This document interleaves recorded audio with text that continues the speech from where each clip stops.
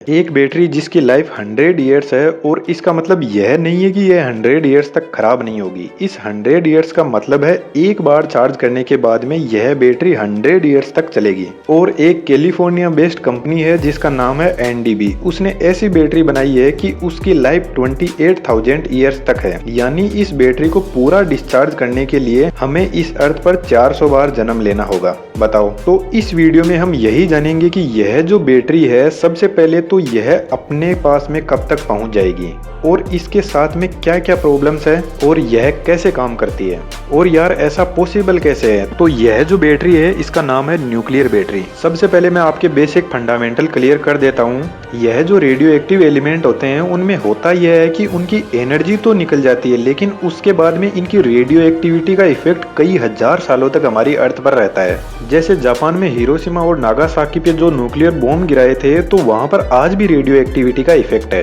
तो यह जो रेडियो एक्टिव रेज है ना, इसको हम एक एनर्जी मान के चलते हैं इस न्यूक्लियर बैटरी में। तो इस बैटरी में होता यह है कि हमें एक रेडियो एक्टिव एलिमेंट चाहिए, फॉर एग्जांपल स्ट्रोंटियम 90, और इस रेडियो एक्टिव एलिमेंट को इस बैटरी में एक साइड में रखा जाता है और दूसरी साइड में रखा जाता है कोई भी सेमीकंडक्टर जैसे सिलिकॉन हो गया। जब इस रेडियो एक्टिव एलिमेंट का डीके होता है तो इससे बीटा रेज निकलती है और इन बीटा रेज के पास में इलेक्ट्रॉन होता है और यह बीटा रेज इस सेमीकंडक्टर से टकराती है और यह semiconductor in radio active rays को इलेक्ट्रिसिटी में बदल देता है। बस यही सिंपल सी कहानी है इसकी और इसी कहानी को बोलते हैं बीटा वोल्टिक कंसेप्ट। सेम उसी तरीके से जैसे हमारे सन से हमें जो रेज मिलती है उनको सोलर पैनल इलेक्ट्रिक एनर्जी में बदल देते हैं और यह इलेक्ट्रिक पैनल्स कैसे सोलर एनर्जी को इलेक्ट्रिक एनर्जी में बदलते हैं उसके लिए आप इस वाले वीडियो को देख सकते हो। लेकिन अभी यह जो बीटा रेज है यह हमारे लिए वैसे खतरनाक है क्योंकि यह हमारी बॉडी के कांटेक्ट में आ गई तो बॉडी के सेल्स को भी डैमेज कर सकती है। इसलिए इस बैटरी के चारों तरफ एल्यूमिनियम की कोटिंग कर दी जाती है क्योंकि यह बीटा रेज एल्यूमिनियम को क्रॉस नहीं कर सकती है।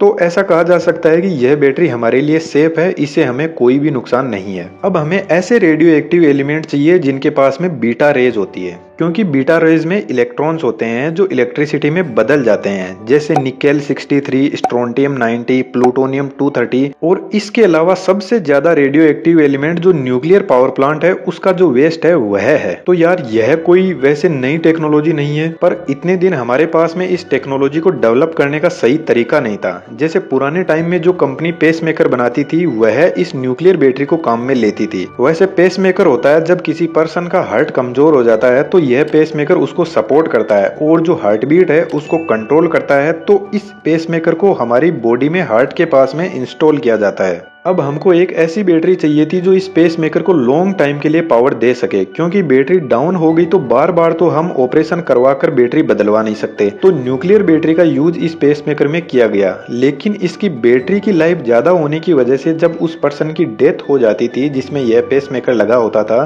तो डेथ के बाद में जो बैटरी में बची हुई एनर्जी थी वह एक बहुत ही बड़ी प्रॉब्लम थी क्योंकि यह जो रेडियो एक्टिव एलिमेंट है यह कई हजार सालों तक रेडियो एक्टिविटी इन्वायरमेंट में फैलाता रहता है। इसलिए पेसमेकर में आज के टाइम में लिथियम आयन बैटरी यूज में ली जाती है। जैसे नासा ने अभी अपना रोवर मार्स पर उतारा था तो उसमें प्लूटोनियम 238 को लेकर न्यूक्लियर बैटरी बनाई थी जो 14 ईयर्स तक उस रोवर को सप्लाई देगी। तो कहने का मतलब इस बैटरी को हम उन जगह पर यूज में कर सकते हैं जहां पर हमें लॉन्ग बैटरी बैकअप चाहिए होता है और जिसको हम बार बार बैटरी को बदल नहीं सकते। अभी यहाँ पर जो रेडियो एक्टिव एलिमेंट होता है उसकी अलग अलग लाइफ होती है, किसी की 100 ईयर किसी की 50 ईयर। तो पुराने टाइम में निकेल 63 को काम में लिया जाता था न्यूक्लियर बैटरी में, लेकिन आज के टाइम में इसको यूज में नहीं लिया जाता है। तो यह जो टेक्नोलॉजी है डेवलप होती गई और अब जो हमारे पास में न्यू टेक्नोलॉजी है उसके हिसाब से उसकी लाइफ 28,000 ईयर्स तक की है। और यह भाई कोई मजाक नहीं है, रियलिटी है और ऐसा एक्सपेरिमेंट भी हो गया है। और इस बैटरी का नाम है नैनो डायमंड बैटरी यानी एनडीबी, और जिस कंपनी ने इसको बनाया है उस कंपनी का नाम भी एनडीबी ही है।